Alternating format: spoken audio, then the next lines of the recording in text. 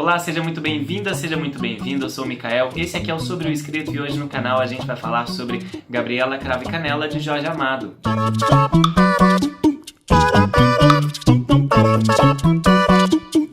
Gente, é a quarta vez que eu gravo este vídeo, porque a primeira, o som ficou sem sincronia com o vídeo, na segunda deu um chuvão aqui em BH, e aí no meio do negócio eu tava terminando, acabou a luz, não tinha mais luz natural, e na terceira vez eu esqueci de tirar do modo avião, e aí alguém me ligou. Então assim, é difícil a vida, tá? Mas vamos lá então falar sobre Gabriela Cravo e Canela, a primeira leitura que eu fiz de Jorge Amado, que é uma obra que é muito icônica, né, na trajetória literária dele. Foi publicada em 1958 e antes disso, Jorge Amado vinha tratando mais de problemas sociais, que eu acho que é onde a gente pode colocar Capitães de Areia, que muita gente falou para eu ler também, que eu vou correr atrás logo logo. E aí depois de Gabriela Cravo e Canela, ele vem falando mais sobre questões populares, a história dos coronéis, enfim, das mulheres sensuais, e é também depois quando a gente tem Dona Flor e seus dois maridos.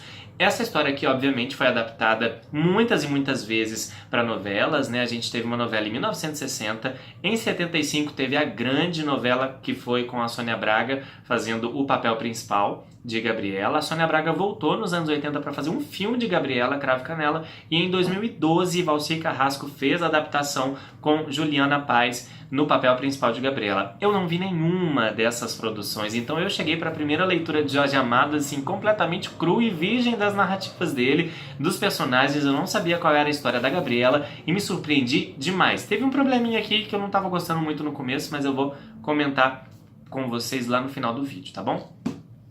Uma breve resenha, muito difícil fazer isso, porque Jorge Amado ele tem uma maestria para contar a história de vários personagens ao mesmo tempo, então eu vou tentar falar de alguns aqui, obviamente vou deixar muitos de fora, porque senão o vídeo ia ficar assim, com mais de uma hora, eu sou tagarela, eu ia ficar falando mesmo aqui.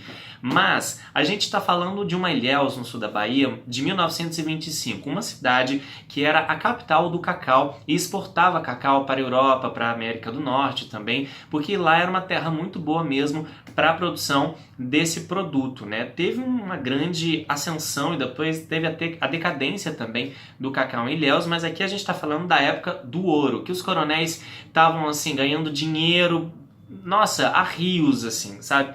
Porque estava realmente rendendo muito e estava uma febre do cacau. Aí a gente vai conhecer as histórias aqui de como o progresso material da cidade não estava acompanhando o progresso mental e social das pessoas que ainda tinham uma visão política, uma visão de sociedade, uma visão de comportamento muito arcaica e conservadora. Mas a história de Jorge Amado aqui em Gabriela começa tudo num primeiro dia que tem muitas coisas acontecendo e o Jorge Amado deixa claro pra gente desde o começo que assim, em pouco tempo muitas coisas vão acontecer, que pode ser que não siga tanto a nossa sensação de tempo cronológico. Então você está dias e dias e dias e dias lendo aquela história achando que se passaram assim um ano, não, às vezes passou só 1, 2 semanas nos acontecimentos. Essa é uma característica dessa história aqui. Nesse dia tem algumas coisas que acontecem. Por exemplo, o Arabi Nassib, que é um sírio que mora desde criancinha lá em Ilhéus com a família dele, ele é dono de um bar e a cozinheira dele resolveu ir embora. A Filomena pegou as coisas dela, foi embora para casa do filho, disse adeus, acertou as contas lá e foi. Nisso, ela deixou o Nassib sem uma cozinheira em casa e sem uma cozinheira para o bar Vesúvio dele, que é onde ele recebia lá os amigos, os coronéis, as pessoas da alta sociedade, né, os políticos da cidade, e lá as pessoas iam para tomar uma pinga, tomar um pouco também de outras bebidas e comer os quitutes que eram vendidos naquele bar, principalmente acarajé, enfim, coisas típicas da Bahia.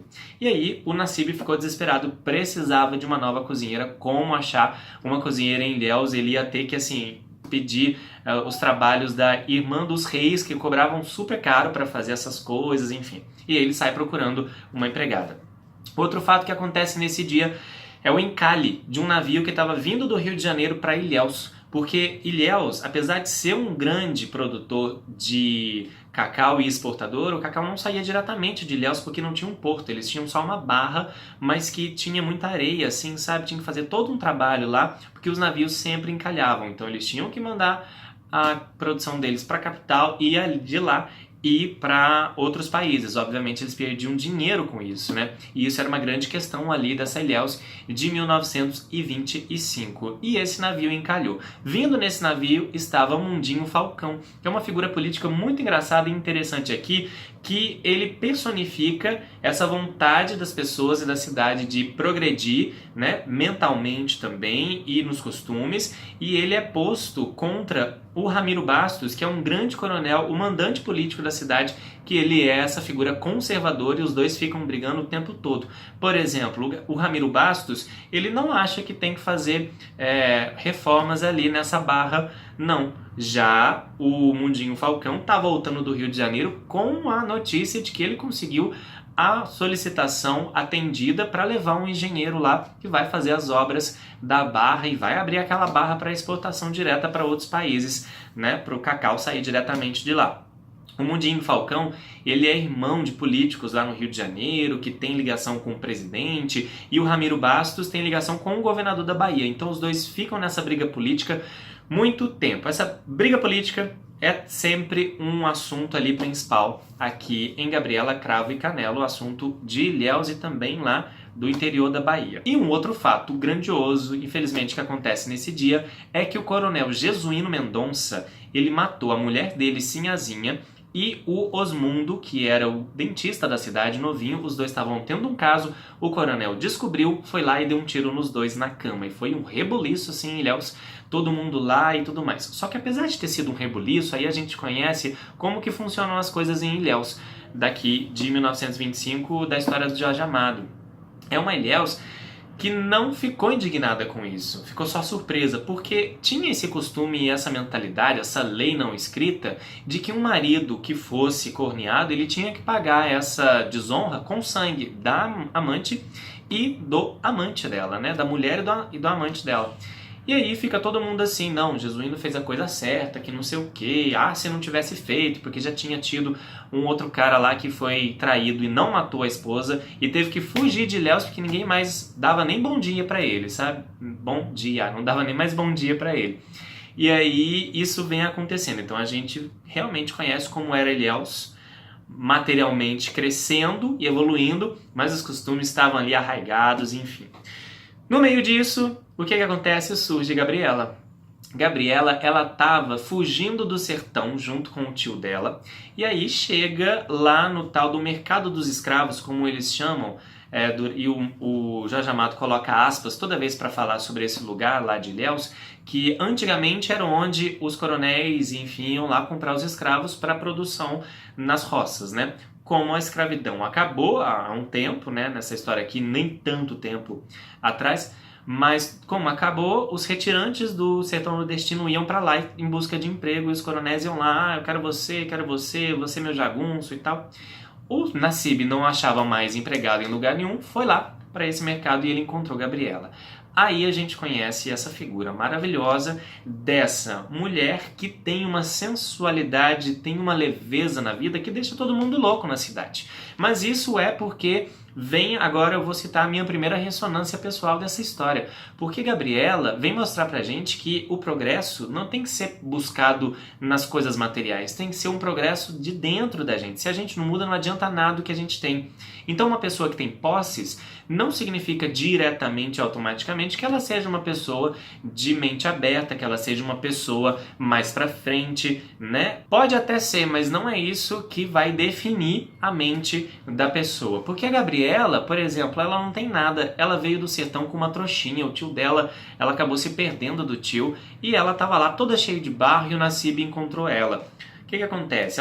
O Nassib descobre que ela é uma ótima cozinheira e ela adora trabalhar para o Nassib, os dois acabam se apaixonando, ela começa a cozinhar maravilhosamente bem também lá para o bar, os homens de Ilhéus ficam loucos com ela justamente porque ela foge dessa coisa dos costumes de Ilhéus. Ela é simples, a riqueza da Gabriela é ter um quintal com uma goiabeira para ir lá pegar a goiaba, dançar quando dá vontade, andar de vestido de chita, de sandália, ela não gosta de sapato, e levar a marmita pro Nassib, fazer amor com o Nassib durante a noite, sabe? Andar, fazer aquela festa de folia de reis, na época de folia de reis, é isso que a Gabriela gosta. E como ela tá alheia a tudo, ela não se interessa pelas coisas que as pessoas podem oferecer para ela. Por exemplo, ela toda hora tem ofertas de receber uma casa, uma roça no nome dela, muitas joias, vestidos, dinheiro. Ela não tá nem aí para o que esses coronéis estão falando para ela, e até outras pessoas que não são coronéis, mas que estão ali e têm dinheiro e ficam fazendo os galanteios para ela.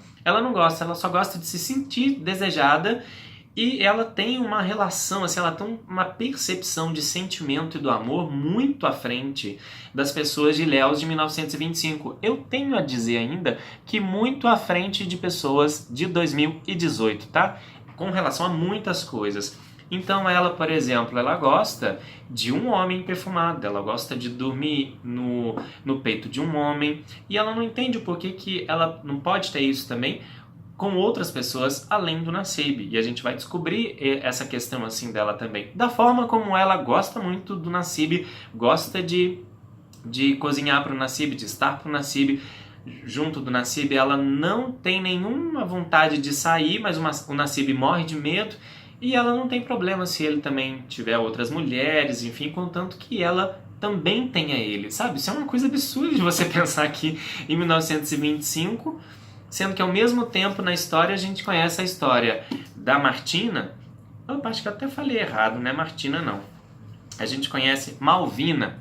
A gente conhece a história da Malvina, que é uma jovem de alta classe, filha de um coronel lá também, que é mais conservador, e ela apanha do pai dela porque ela estava de namorico com um homem lá casado que chegou na cidade, entendeu? E ela é revoltosa, ela vai lá, ela bate de frente, ela apanha de chicote do pai, o pai manda ela para um colégio de freiras, ela dá um jeito, minha filha, e ela não deixa o destino dela ficar nas mãos, porque ela pensa o seguinte: seja homem casado porque o pai quis que ela casasse, arranjado, ou seja homem que ela se apaixonou, depois que ela casou, ela vai ter o mesmo lugar da mulher da sociedade aqui na época, que era o lugar da mãe dela, sempre dentro de casa, sempre dependendo do marido e não podendo reclamar nem quando o marido vai nos bordéis para ficar com as raparigas, enfim, dele lá. Essa é a situação que a gente tem, e a Gabriela, ela tá fora disso tudo. Então eu fiquei realmente muito pensativo assim durante toda essa leitura, como que a gente tem que dar muito valor a essa coisa, olhar do jeito certo para as pessoas, tentar alcançar alguma coisa de dentro assim, não ficar deslumbrado pelas coisas que as pessoas têm ou aparentam ter, né? Porque você pode ser uma pessoa riquíssima, você pode ser uma pessoa com muitas posses e ter um crescimento pessoal interno minúsculo, né, que não condiz com aquilo que você conseguiu alcançar no mundo material. E aí, essa história, assim, mais ou menos, como eu disse, é difícil de resumir aqui brevemente. Gabriela Cravo e Canello, o Jorge Amado tem uma escrita maravilhosa, sensacional, e tem uma, nessa edição que eu tô aqui, da Companhia das Letras, tem uma citação aqui do Chico Buarque dizendo que Jorge ama e nos leva a amar seus personagens. Leva mesmo. Depois que eu terminei a leitura, eu fiquei com saudade de todo mundo de Ilhéus, gente. Eu tava com saudade daquela sensação do dia a dia de Ilhéus. E eu quero muito ver a novela, quero muito ver o filme depois também. A novela com a Sônia Braga, que eu prefiro, na verdade. Que inclusive não tem aquela cena dela subindo, sabe, no telhado para pegar a pipa. Eu fiquei esperando aquela cena, que é a única que eu via, que eu lembrava, que eu já tinha visto, e não tem essa cena.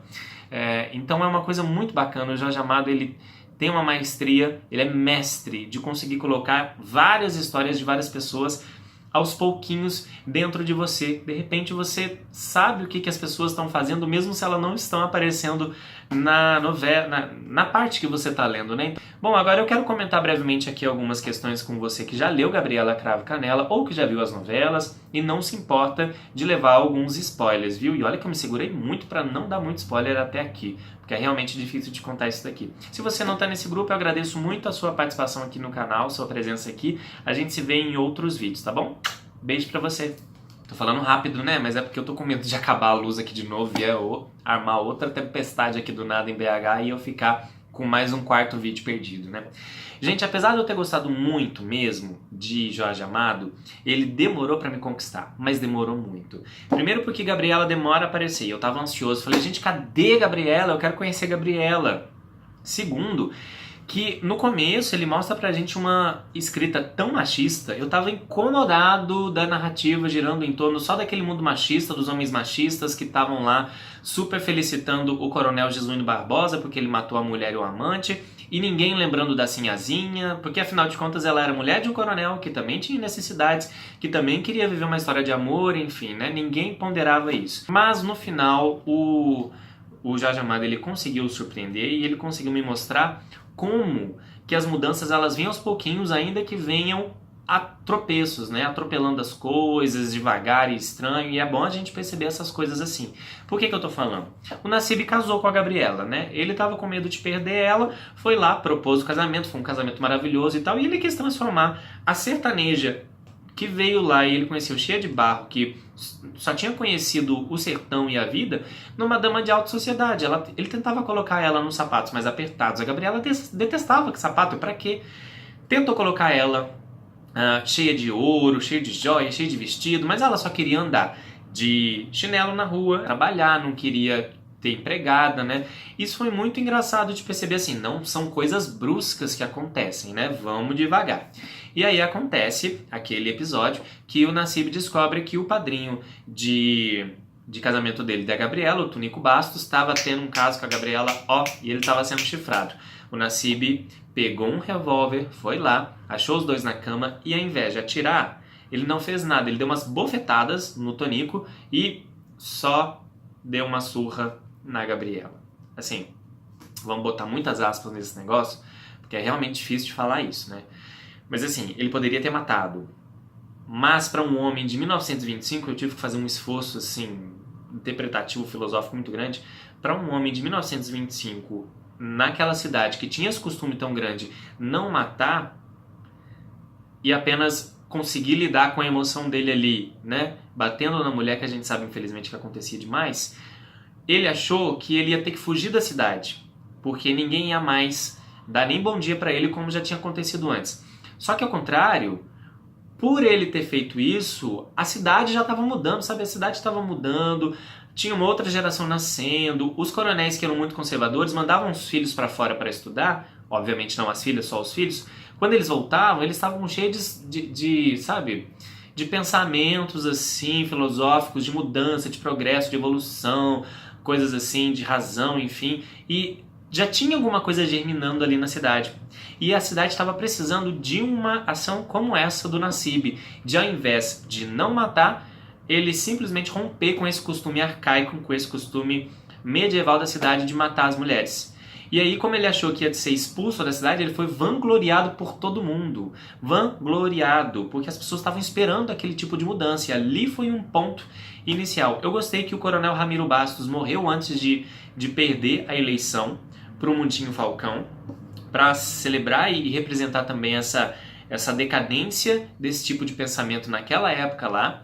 Eu gostei que no final o Jesuíno Mendonça, o primeiro coronel que matou a mulher e o amante dela, ele foi condenado, tem uma notinha aqui no final, que se não tivesse isso, o Jorge Amado ele ia assim, entregar pra gente um romance totalmente desfalcado. Essa foi a leitura dessa semana, Gabriela Cravo e Canela. Foi sensacional, gostei demais. Espero que você tenha lido também. Se você leu, comente aqui esse vídeo, compartilhe se você gostou. Também deixe o seu like aqui, tá bom? E a gente se encontra nos próximos vídeos. Beijo!